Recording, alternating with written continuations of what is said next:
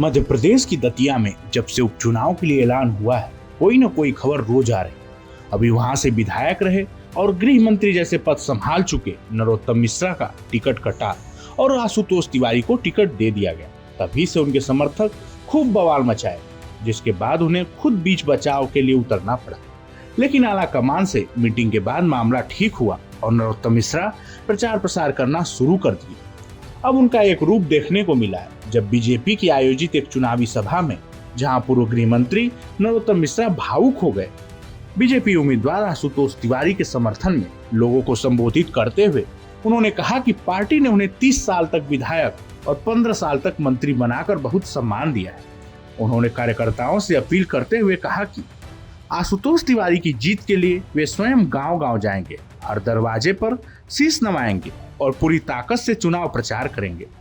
बोलते समय वे इतने भावुक हो गए कि उनकी आंखों से आंसू छलक पड़े और उन्होंने अपना भाषण बीच में ही समाप्त कर दिया।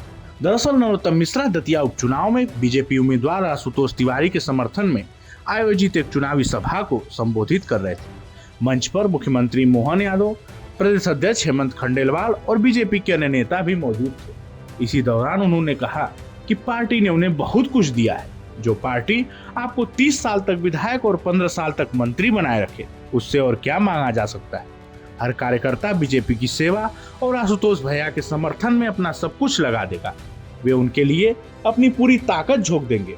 किसी को भी ये गलतफहमी नहीं होनी चाहिए कि कोई कार्यकर्ता घर पर खाली बैठेगा।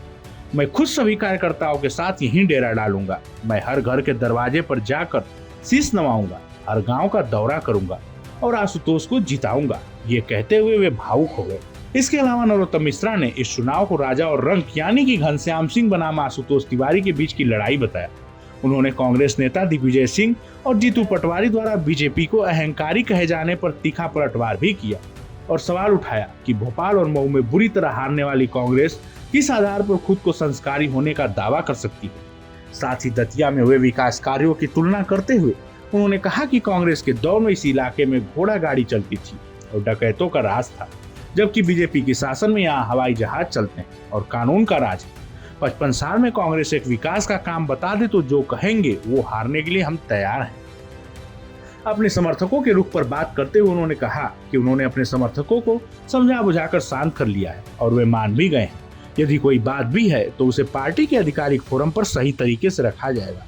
उन्होंने आगे कहा कि ये तो तय हो गया है कि मेरा कद बड़ा नहीं है, पार्टी बहुत ऊपर होती है। मुझे कोई भरोसा नहीं दिया गया है, ना ही मैंने कोई भरोसा मांगा है। मैं पार्टी कार्यकर्ता के तौर पर काम करता रहूंगा। मैं आशुतोष तिवारी के नामांकन में रहूंगा। मैं किसी को दोष नहीं दूंगा। मेरे अंदर ही कोई कमी होगी जिस पर मैं आत्मचिंतन करूंगा। मैं नाराज कभी न था, न कभी हूं और न कभी रहूंगा। आशुतोष जीतेंगे, आप निश्चिंत रहिए। नरोत्तम मिश्रा का भाजपा में जन्म हुआ और भाजपा में ही मरेगा। सब मिलाकर देखा जाए तो जब से इस सीट पर नरोत्तम मिश्रा का टिकट कटा है, कोई न कोई नए मामले हर दिन सुनने को मिल रहे हैं।